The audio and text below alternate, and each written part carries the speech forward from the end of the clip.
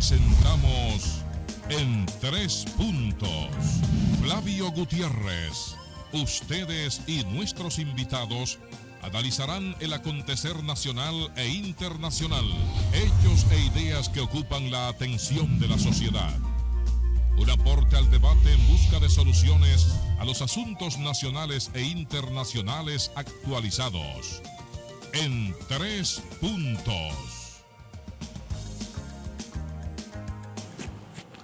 Muy buenas noches a todos nuestros amigos que siguen nuestro programa En Tres Puntos cada noche, llevando nuestros comentarios, nuestros temas de opinión, casi como nuestros invitados especiales. ¿Cuál vamos a tener a la noche de hoy? Al doctor José Eliseo Almanza.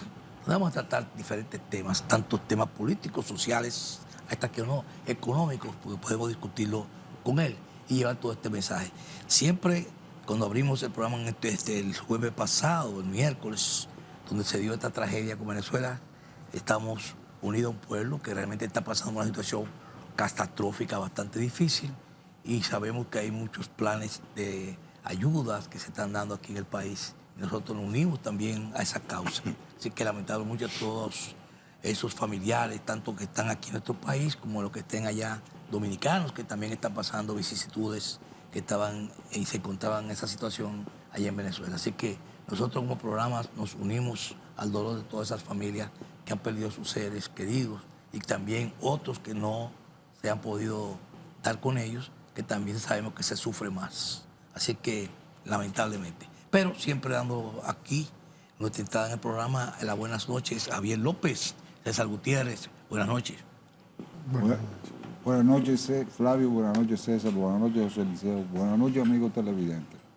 Me uno a tu dolor, a tu pena, y me siento orgulloso de que República Dominicana fue el primer país que llegó con ayuda especializada a Venezuela. Después fueron llegando las ayudas de habituallamiento, pero los primeros técnicos que llegaron a la gran nación hermana fueron los dominicanos. Es un gran orgullo para mí. Bienvenido a su programa En Tres Puntos.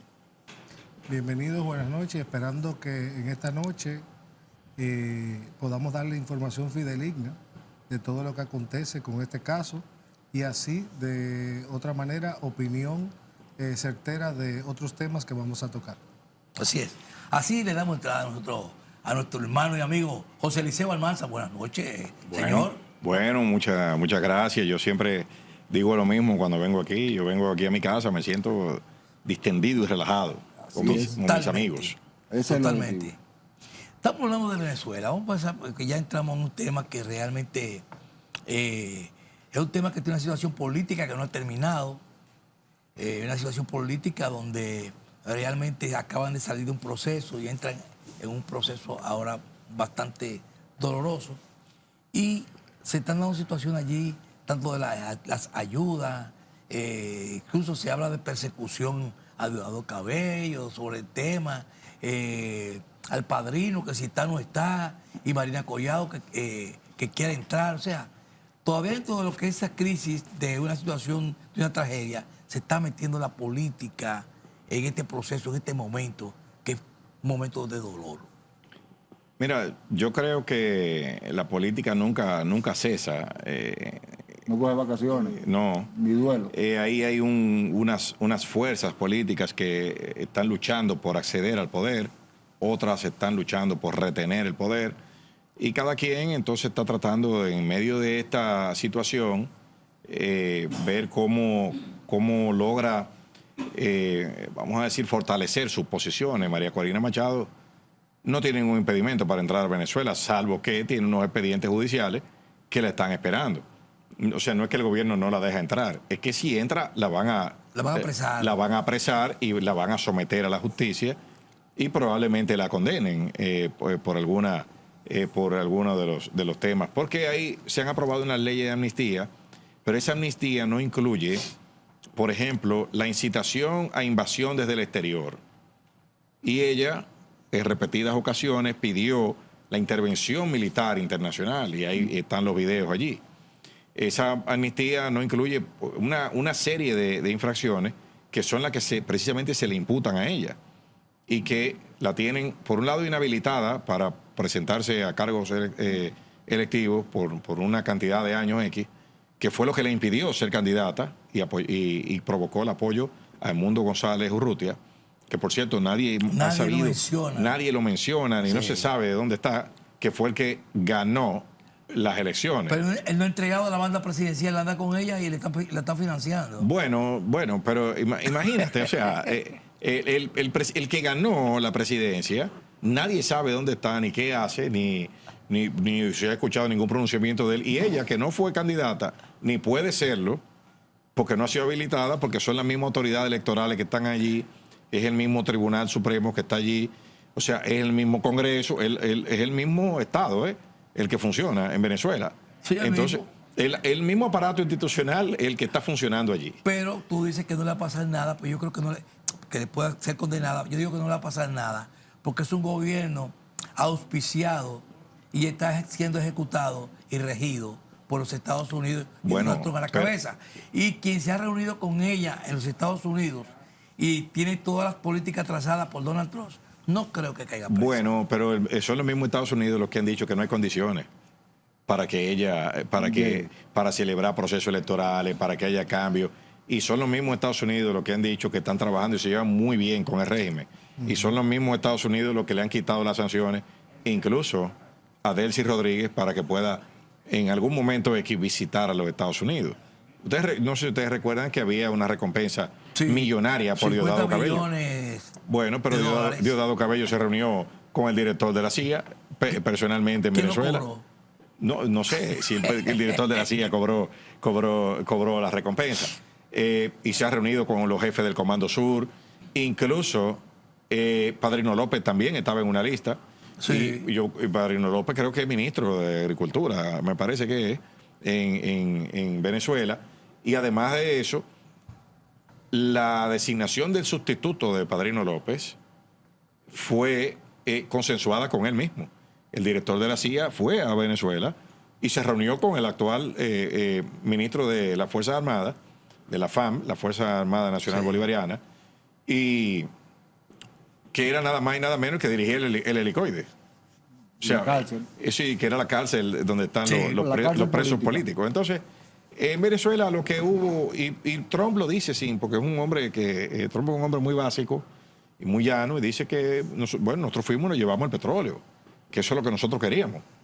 Ahí no hay ningún interés en que haya un régimen distinto ni nada de eso. Ahí lo que hay un interés en abrir el clima de negocio.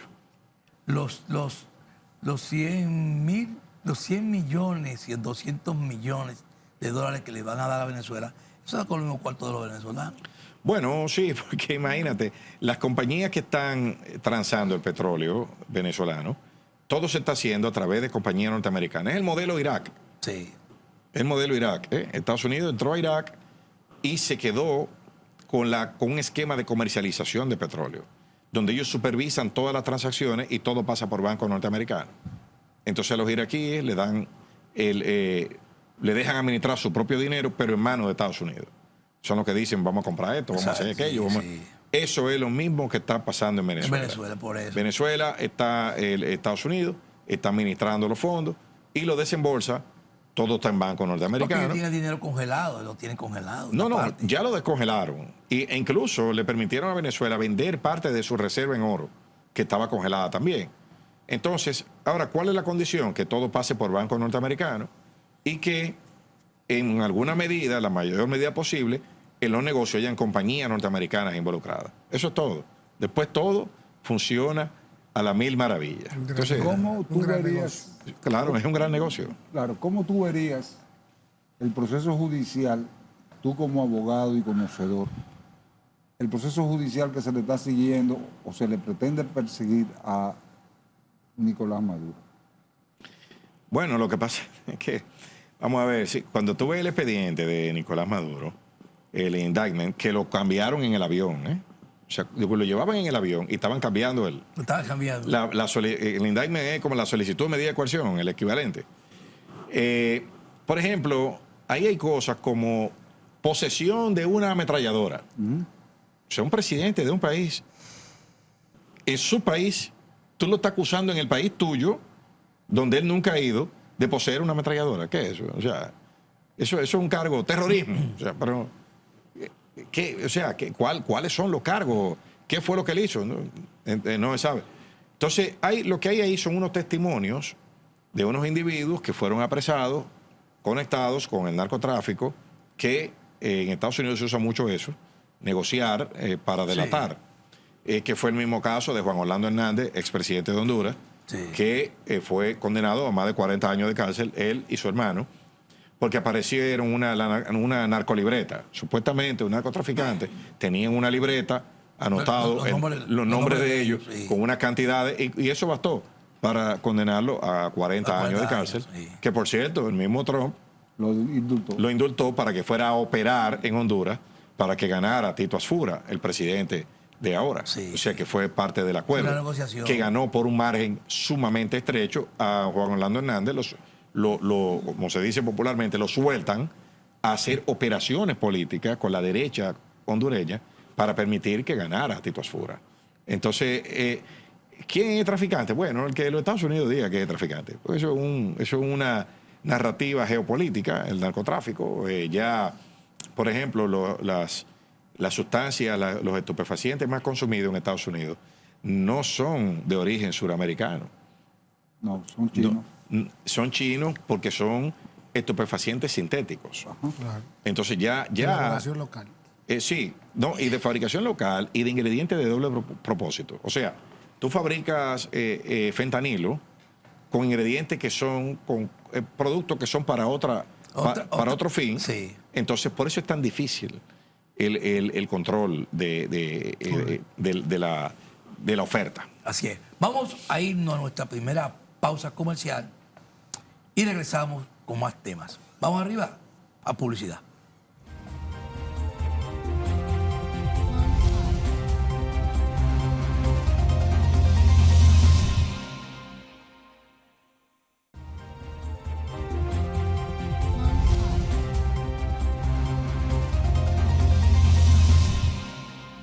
Bien, llegamos a la mesa del brindis. Siempre tenemos un brindis para nuestros invitados especiales, pero que José Eliseo es ya de aquí de la casa, siempre tiene una copa especial, porque es un invitado especial de nosotros todo el tiempo, aquí en la casa. Y vamos a brindar con un sabroso jugo de fruit punch de rica, color, sabor y con una calidad invariable, que siempre usted siente el mismo gustico, con el mismo sabor y con la misma calidad de rica, porque tiene un sello de garantía que sí está certificado para garantizarle la calidad a sus consumidores, tanto nacionales como internacionales. José Eliseo, en el tema anterior que usted estaba desarrollando, me trae una pregunta dentro del tema, en el sentido de que hemos visto que las últimas elecciones que se han producido, tanto en Latinoamérica como en otras partes del mundo, donde incide la ultraderecha, la ultraizquierda, gobierno de centro, centro de derecha, se está viendo que la puntuación que se están dando son puntuaciones muy pírricas en cuanto a lo que sería la diferencia de votos. Y eso trae causas de conflictos sociales, porque hay una sociedad que está dividida, donde no se elige un candidato abrumadoramente de lo que quiere un pueblo. Entonces, después se ven conflictos tras conflictos, donde la sociedad se desintegra y donde tú entiendes que problemas sencillos crean unos caos por falta de políticas públicas, por muchísimas razones, pero se está dando. Ahora mismo en Colombia, Espieria, que ganó la candidatura a la presidencia, con un margen donde hay 41 millones de votantes, con un margen tan bajo, tú puedes decir que tiene problemas. Se dio en Colombia, se dio en Perú. Entonces, si tú te pones a ver todos esos procesos, en el mismo Brasil, las elecciones con Lula fue bastante discutida, que hubo situaciones hasta de duda. Entonces, ¿qué está pasando en la sociedad? Y nosotros vamos en ese camino. Pero usted es un analista y nos gustaría ahora entrar en un tema que no está en carpeta, pero podemos desarrollarlo porque tiene toda esa experiencia para poder hilvanar qué está pasando con un problema social global y lo que sería la decisión de un pueblo. Mira, en América Latina, decía mi profesor Jaime Durán Barba, en Washington, Es decir, en América Latina no hay derecha ni izquierda. No. Lo que hay son estómago y bolsillo vacío lleno. Eso es lo que hay. Los gobiernos no son esencialmente iguales, porque enfrentan los mismos problemas con las mismas limitaciones. Casi todos. Las élites son las mismas, siempre. O sea, y tomemos el caso dominicano, tomemos cualquier caso. Los ricos de aquí son los mismos, de hace 100 años, 150 años. Es lo mismo. Ahora, ¿qué es lo que está pasando? Los sistemas políticos, prácticamente todos, están hechos ¿para qué? Para defenderse de las masas. Los sistemas políticos los crea la élite. ¿Para qué? Repito, defenderse de las masas. Yo quiero que voten, pero yo no quiero que decidan. Prueba de eso, los partidos políticos en República Dominicana. Vayan cualquiera de ustedes a inscribirse en un partido político aquí. No hay forma. Los partidos políticos aquí tienen las inscripciones cerradas. Lo habitual es que esté cerrada. Anuncian cuando la abren, como si fuera una temporada, como si fuera para un colegio. Miren, hasta agosto ustedes se pueden inscribir. No, aquí. Eso, ¿por qué? Porque yo no quiero militantes que tengan derecho de elegir y ser elegible. Yo quiero repartirlo todo en una cúpula entre 10, 15, 50, 500, 100, lo que sea, que son los que ponen a los que dirigen. Mire lo que acaba de hacer el PRM. Delegados. Los delegados son los que van a votar. La base, bien, gracias. Entonces, ¿qué sucede? Esa es la pugna ahora. La pugna en toda Latinoamérica, y comenzó en Estados Unidos ese movimiento de polarización con las elecciones donde ganó Trump la primera vez. Sí, fue una discusión prácticamente. Y ese modelo es que se ha ido exportando a todos los países de la región. Perú, en Perú, Keiko Fujimori acaba de ganar unas elecciones, pero 50.000 votos. Pero Keiko Fujimori perdió por 45.000 votos. Sí. La pasada. La vez pasada, hace 5 años. Sí. Sí. ¿Entiendes? O sea que es un fenómeno. Chile, por ejemplo, es otro caso. Es otro caso. Donde Gabriel Boric gana unas elecciones siendo un líder de una turba que se manifestaba Sí, y que acabó con todo, rompió todo. Fue un movimiento social violento. Fue tan radical que hubo que convocar a 2 constituyentes y no pudieron reformar la Constitución. Eligieron una constituyente totalmente de izquierda y después totalmente derecha. Y al final no pudieron reformar nada, porque eran los 2 radicalismos. ¿Y quién le gana? ¿Quién es el presidente ahora? Un derechito. El que quedó en segundo lugar. El que quedó en segundo lugar. El que quedó en segundo lugar de Boric, José Antonio Cast. El Cast que fue así. Cast, que quedó en segundo lugar. Sí. En Perú, ¿quién quedó en segundo lugar?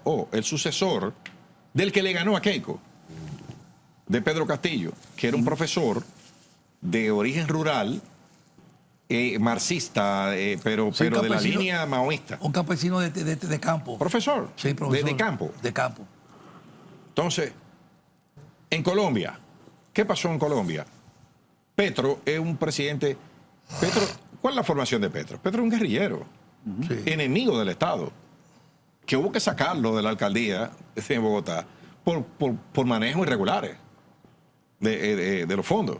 Gana, entonces es de izquierda, pero pone a las hijas en Francia a estudiar. Obvio, O sea, porque es que la es izquierda. contradictorio. Sí, es que por eso que te digo, Al es que final no hay izquierda ni derecha. Es que no hay izquierda Hay ni homogénea. derecha. Aquí lo que hay es, ahora lo que hay es, ¿estoy alineado con los Estados Unidos o no? A Estados Unidos lo que le ha quedado en términos geopolíticos es esta región.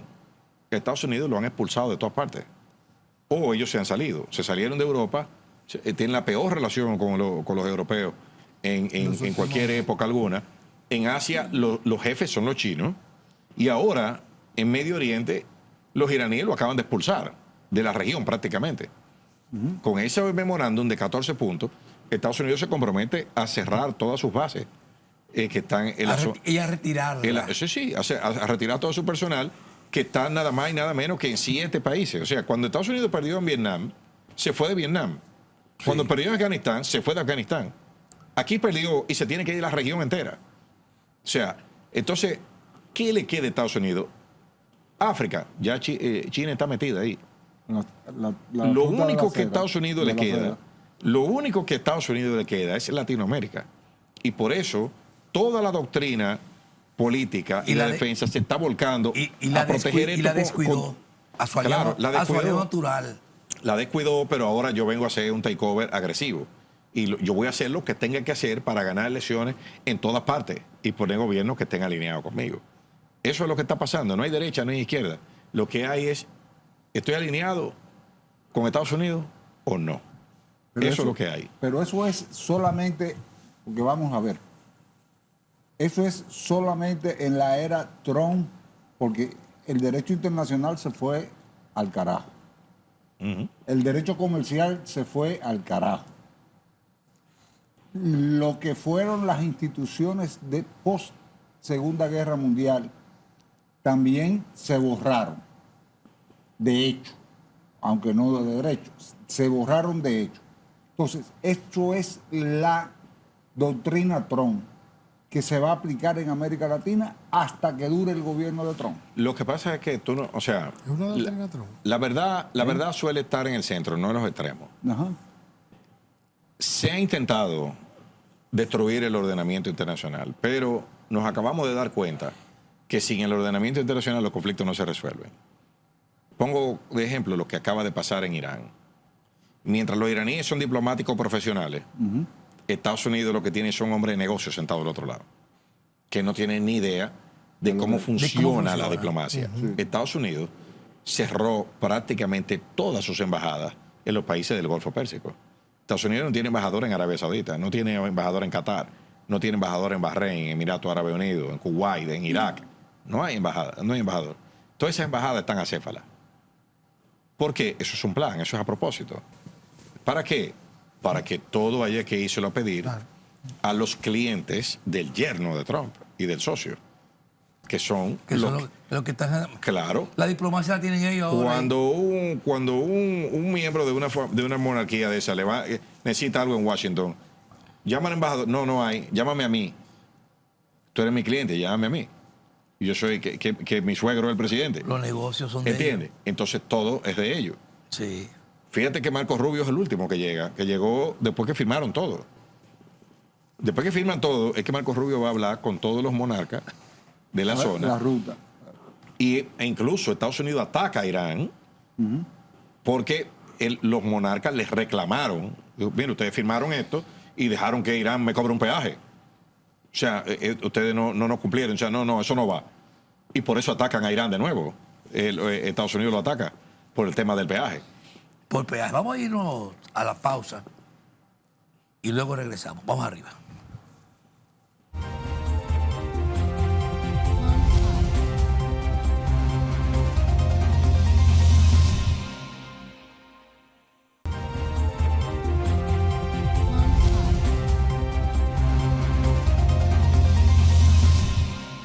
Bien, llevando nuestro programa con estos temas que a veces no son los cotidianos, sino que son temas de análisis de lo que está pasando en la región.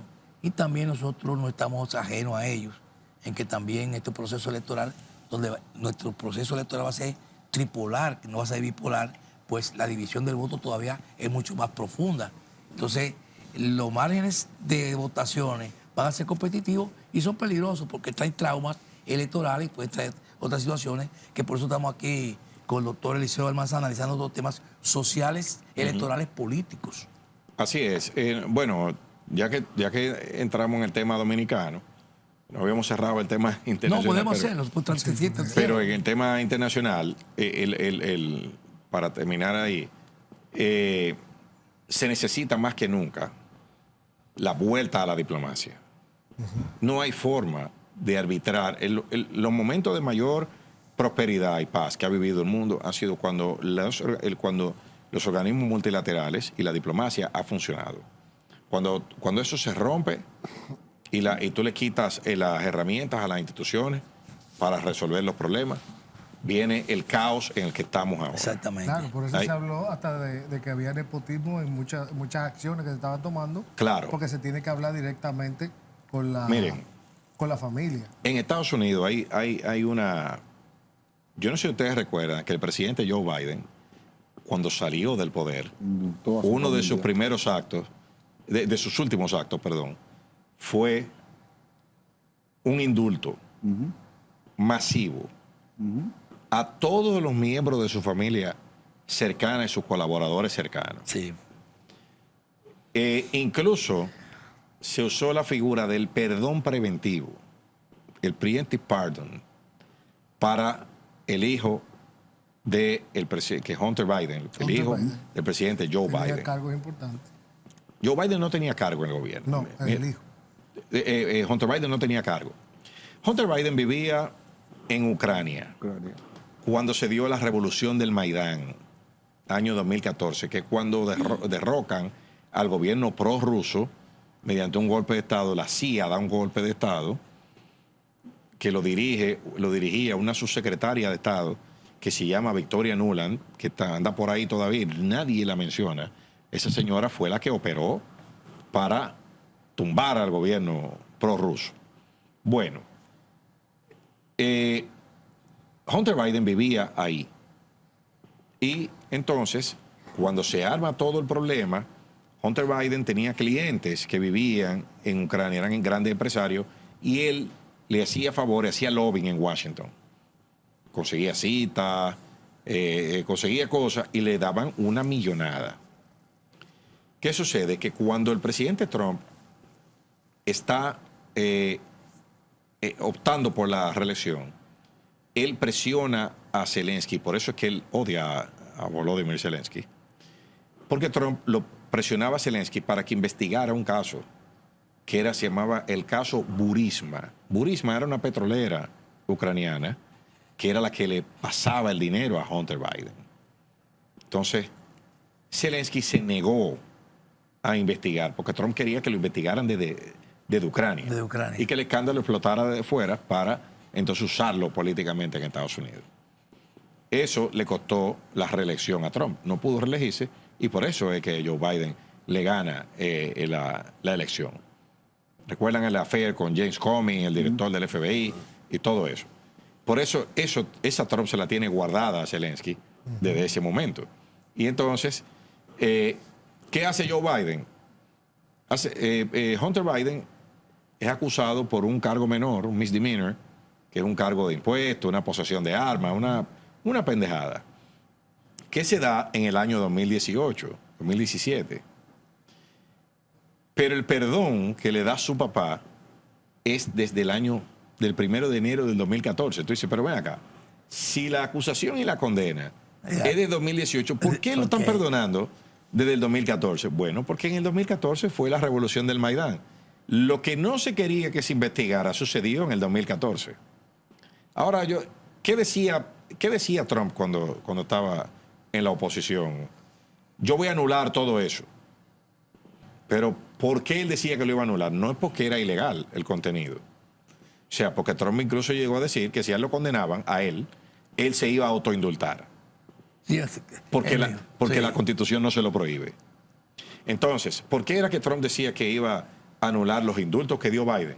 Porque Biden usó un dispositivo que se llama AutoPen, que es un dispositivo de firma automática. Y que él no estaba mentalmente capacitado y por eso querían anularlo. Pero miren si se ha vuelto a hablar de eso. No, Nada. Nunca más. Pero también Trump Porque- lo hizo como una forma de reforzar el tema y ya le queda a favor a él. Claro. Porque entonces se queda un blindaje. Ya con la eso. discusión no es si él puede No, hacerlo. Ya no. Ya ahora yo se lo puedo usar a mi Es si favor. yo estoy en mis 5 sentidos, yo sí lo puedo hacer. Yo sí lo puedo hacer. ¿Entiendes? Adrede. Exacto. Sí. Entonces, ¿qué va a pasar ahí?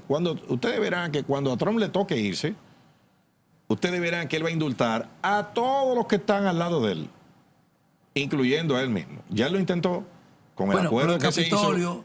Capitolio, el que hizo los 2 billones. Claro. El que hizo resarcir a esa gente. Recuerden que él demandó al IRS, al gobierno norteamericano, Sí.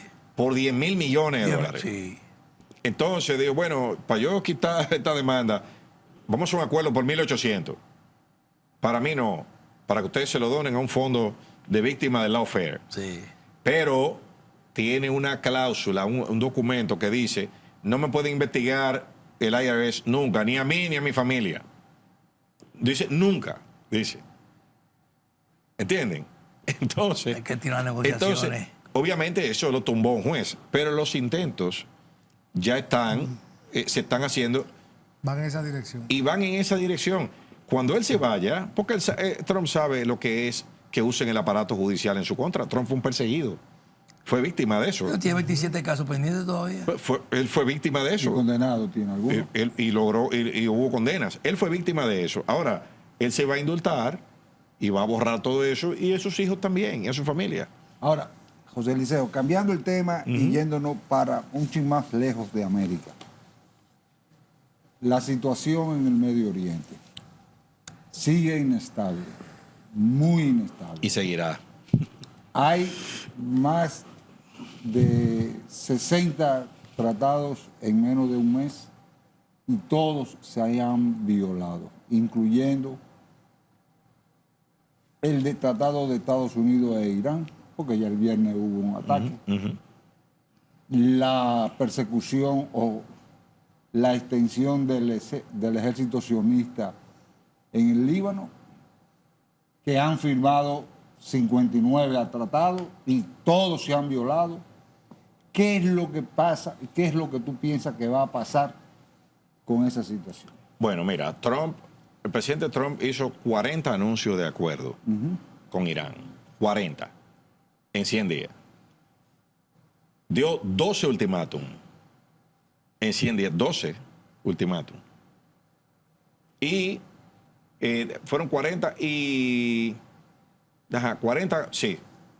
40 anuncios de acuerdo y 12 ultimátum.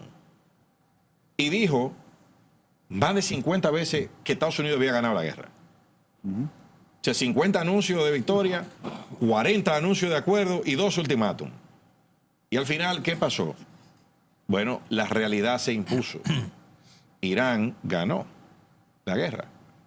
¿Y por qué tú dices que ganó? No, pues si Estados Unidos lo destruyó todo. Bueno, es muy sencillo, porque salió con cosas que antes de febrero no tenía y no tenía la posibilidad de conseguir. Los ataques comenzaron el 28 de febrero. Sí. El 27, el día antes de los ataques, ¿qué había en Irán? Un régimen tambaleándose, con manifestaciones, Callejera. una crisis. Manifestaciones organizadas por el Mossad. Sí, Vamos sí, a estar claros en claro, eso. y con armas Y con norteamericanas. armas suministradas por el Con Mossad. armas, no, y armas que le dio Estados Y Unidos a los Estados kurdos. Unidos, A los el dolor kurdos. de Estados Unidos fue que proporcionó las armas. Armas a los kurdos. Y después se le viraron. Porque lo que sucede ahí es que se intentó aplicar una receta que se aplicó en 1978. Sí, ya que se le viraron al propio pueblo. La guerra, lo que provocó la caída de Shah fue una manifestación más o menos así, ejecutaron a unos estudiantes en medio de unas manifestaciones. Ya había un malestar y el Shah tuvo que irse. Sí. Y a final del 78 y en febrero del 79 llegó el Ayatollah Khomeini. Sí. O sea que ahí se intentó replicar lo mismo. ¿Cuál fue la diferencia? Que los iraníes desde el 79 se están preparando para que no le hagan eso. Ya conoce, claro. Yo tengo dos preguntas. Sí. La primera sería que ahora mismo, ¿cómo queda la parte de control de parte de Irán en esa zona, en esa región? Y lo segundo, ¿hay interlocutor ya directo entre Irán y Israel o ahora hay alguien que entra en el escenario? Eso te lo va a contestar, José Eliseo, con tu permiso, después que vayamos a la pausa y regresemos.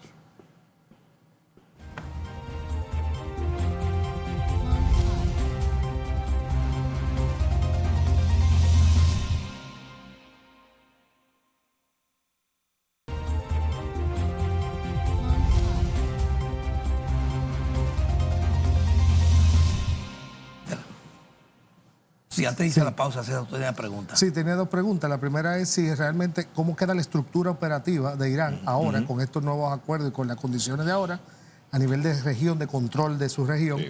Y número dos, ¿cómo queda también la parte diplomática y de comunicación entre Israel e Irán? Porque hay un nuevo interlocutor, ¿se va a quedar un triángulo igual cruzado de conversación o simplemente va a haber conversación directa? Mira, hay conversación directa, no con Israel. Israel no está participando en la negociación. Son Estados Unidos e Irán los que participan. Pero hay que ver cómo fue que empezó, cómo se gestó esa conversación.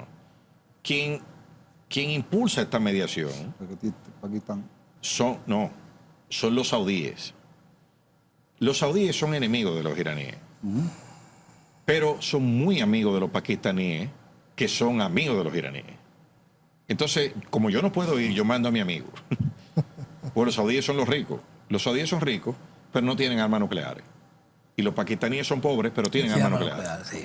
Entonces, como nos llevamos bien, yo te voy a pagar a ti para que tú me protejas con tus armas nucleares. Y tienen un tratado de defensa recíproco, Pakistán y Arabia Saudita, donde un ataque a uno es un ataque al otro. Fíjate que Irán atacó a los saudíes, pero Pakistán no lo consideró como un ataque. ¿Entiendes? ¿Por qué? Por intrusiones de Arabia Saudita. Es decir, ok, él me atacó porque yo tengo bases norteamericanas. Desocúpame esas bases, y esas bases Estados Unidos las tuvo que desocupar. Sí. Las bases que están en Riad, en Arabia Saudita. Estados Unidos se fue ahí. Y no hay ni siquiera embajador, no hay nada. Es una señal, una luz amarilla y roja para Estados Unidos. Porque todas las alianzas de esos países del Golfo estaban basadas en que Estados Unidos lo iba a proteger de Irán. Y el uso del petróleo. O sea, déjame poner una base aquí, y yo soy un súbdito tuyo, a cambio de que tú me protejas de la gran amenaza que es Irán. Ahora, ¿qué pasó? ¿Qué resulta? Que este conflicto demostró que Estados Unidos no los puede proteger. Y que entonces desvincularse de los Estados Unidos le garantiza seguridad a esos países. Y es lo que ha estado pasando. Entonces, por eso, Pakistán es el que media, porque habla con los dos. Y después entonces traen a los Estados Unidos a la mesa de negociación. ¿Cómo queda? Hay líneas rojas en la negociación. Irán no va a entregar el uranio enriquecido. Irán no va a entregar los misiles, su programa de misiles, ni va a entregar el estrecho de Hormuz. No va a entregar nada de eso. Eso es verdad. No lo va a entregar. Ganó la guerra. Entonces, y Estados Unidos sabe que Irán no va a entregar nada de eso. Entonces, ¿Qué hacer? ahora, ¿qué pasa también? Estados Unidos tiene un cronómetro en contra, que son las elecciones de noviembre. Si el petróleo seguía subiendo y esa gasolina no bajaba de ahí, y la inflación, que ya iba por más de 4% mensual, no bajaba, Trump iba a perder la Cámara. O sea, la Cámara de Representantes la tiene perdida. El Senado lo puede ganar. Tiene posibilidad, tiene 52, 54% de posibilidad de ganarlo. Sí. Ahora, si no se revierte esa situación, entonces va a perder el Senado también. ¿Por qué? Porque hay un malestar económico en los Estados Unidos, se está sintiendo en el bolsillo del norteamericano. ¿Qué está pasando? Mientras tanto, el petróleo ha bajado mucho, pero hay una realidad que no se ha resuelto, que es que los inventarios de las reservas están bajando a una velocidad preocupante. Y si no se restaura el flujo de petróleo, en los próximos 30 días o 45 días, el petróleo se va a disparar a más de $150 el barril. ¿Por qué? Porque es un fenómeno de inventario físico. Sí. La reserva, o sea, la oferta que hay se está supliendo con reservas, pero las reservas tienen un límite. Si Europa no comienza a llenar su depósito de gas en septiembre, en invierno no va a haber gas. O sea, Alemania tiene 30% de gas en sus tanques ahora mismo. Países Bajos tiene 15% de gas. Y estamos a mitad de año ya. Exacto. Para tú llenar todas esas reservas, 4 o tiene 5 que empezar meses. en septiembre. Y no habrá. Y para que empiece en septiembre, tú tienes que reabrir la navegación ahora, a mitad de julio. Entonces los iraníes saben todo eso y están sentados, como se dice en basquetbol, cuando están congelando el balón. The winter is coming, como dice la película. Ellos están esperando que llegue el invierno. No, y que comiencen a escasear algunos combustibles, por ejemplo, combustible de avión, el diésel, que por ahí que comienza la escasez. Entonces, eso es, ese es el control ahora mismo. Pero hay un detalle que tú no has mencionado, y es que uno de los aliados de Estados Unidos está saboteando las negociaciones, porque incluso en los tratados de Estados Unidos e Irán, el primer punto habla del Líbano. Sí. La detención de todas las operaciones militares del Líbano. Pero no dice que los israelíes se tienen que ir del Líbano. No dice, pero No lo dice. No lo dice, no. Tiene que cesar las operaciones militares. Sí. Pero no dice que se tienen que ir. ¿Y qué es lo que dicen los israelíes? Yo no me voy. las operaciones militares siguen. Bueno, porque Hezbollah no ha parado las operaciones militares. Hezbollah no ha dejado de atacarlos. Entonces, ¿qué es lo que va a pasar? Esa operación militar se va a parar, porque Israel lo que va a provocar ahora es una guerra civil en el Líbano. Pues otro punto rojo. Los israelíes van a armar al gobierno del Líbano y al ejército del Líbano para que dentro del Líbano haya una guerra civil que debilite a Hezbollah y no los pueda atacar. Ahora, ¿qué pasa? Que los iraníes también saben eso. Y también los israelíes, si Trump tiene el cronómetro en contra, porque las elecciones son en noviembre, las de Israel son en octubre. Sí. Y Netanyahu... Y no quiere caer preso. Exactamente. Netanyahu no quiere caer preso ni quiere perder los asientos en el Parlamento que conforman la mayoría, que ahora mismo es muy precaria, porque Netanyahu de esa coalición es el más moderado. Sí. Los otros son más radicales que él. Ben Gvir, Smotrich y los demás ministros. Y que mucho decir eso, porque Netanyahu es el moderado. ¿Y cómo Estados Unidos tiene entonces las relaciones con China en estos momentos, diplomáticas? China de Irán. China es que ha salvado en parte la economía mundial, porque China ha reducido su demanda de petróleo en algunos 4 millones, 5 millones de barriles diarios, Sí, así es. que es lo que consumen nada más y nada menos que Alemania, Francia e Inglaterra juntos. O sea, China dejó de comprar eso para quitarle presión al mercado y que haya más disponibilidad. Eso le ayudó mucho a desarrollar su tecnología alternativa. Bueno, lo que se pasa, ha probado todas. Lo que pasa es que China, desde el año pasado, desde que empezaron los bombardeos el año pasado, China comenzó a comprar petróleo y acumuló una reserva de más de 1.400 millones de barriles. Eso le incluye como 2 años de reserva. Sí, claro, porque China produce más electricidad que Estados Unidos y la Unión Europea juntos. China produce el 33% de electricidad que produce en el mundo y consume la mitad del petróleo que consume Estados Unidos. ¿Entiendes? O sea, ¿por qué? Porque produce con renovables y con muchísimas fuentes. Entonces, China tiene muchas reservas y dejó de comprar. ¿Para qué? Para no estrangular las economías de sus clientes. A China no le interesa que en Estados Unidos haya una espiral inflacionaria, porque entonces dejan de comprarle. A China no le interesa que haya una espiral inflacionaria en África o en Europa, porque dejan de comprarle. Lastimando las economías de sus clientes, sufren ellos. Claro. Así es. Y su guerra comercial. Por eso, exacto, por eso es que bajando la demanda de petróleo han contribuido a que haya estabilidad, pero a China le conviene un Irán fuerte. José Liceo, ya aterrizando aquí en un dron, llegando al país, tenemos una situación donde el Código Penal está teniendo una situación de cuestionamiento. Y la FINJUS dice que hay que detener eso para hacer una revisión y no aprobarlo tal como está concebido. ¿Por qué? Porque dice que es inconstitucional muchos de los articulados que tiene, tanto en lo que es algunas de las leyes laborales, leyes donde se habla de mordaza en la parte de la comunicación, en la parte de la salud también tienes algunas intríngulis que afectan. Entonces, prácticamente la sesión se va a terminar ahora, donde termina la sesión. Me gustaría que jurídicamente usted me diera su opinión jurídica. Bueno, es que eso se veía venir en el proceso de discusión. Pues aquí nosotros hemos abusado de lo que es recurso de urgencia legislativa. De repente leyes que tienen 15 y 20 años discutiéndose, se declaran de urgencia, no se leen y la aprueban. Entonces, después los mismos que la aprueban... Sin revisión. El mecanismo de control que hay aquí es el mecanismo de la promulgación. El presidente, si se le advierte que hay una inconstitucionalidad, o él advierte que hay una inconstitucionalidad, lo que debe hacer es devolver la ley. No promulgarla y después decirle a su ministro de Justicia que hay que modificarla. O sea, lo que tú debiste hacerlo fue no promulgarla, porque la ley tiene problemas. Claro. Hay problemas de redacción, de formulación. De coherencia. No, de formulación, de definición de lo que son las infracciones.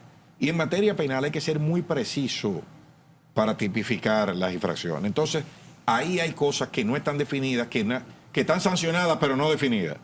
Ya. Entonces, eso hay que volver a hacer un trabajo con eso, con ese articulado. Bueno, así terminamos. Hoy quedaron muchas preguntas, muchos temas, porque esto es bastante amplio, pero siempre le decimos a José Liceo cuando viene aquí tenemos que seguir en otra ocasión. Así es.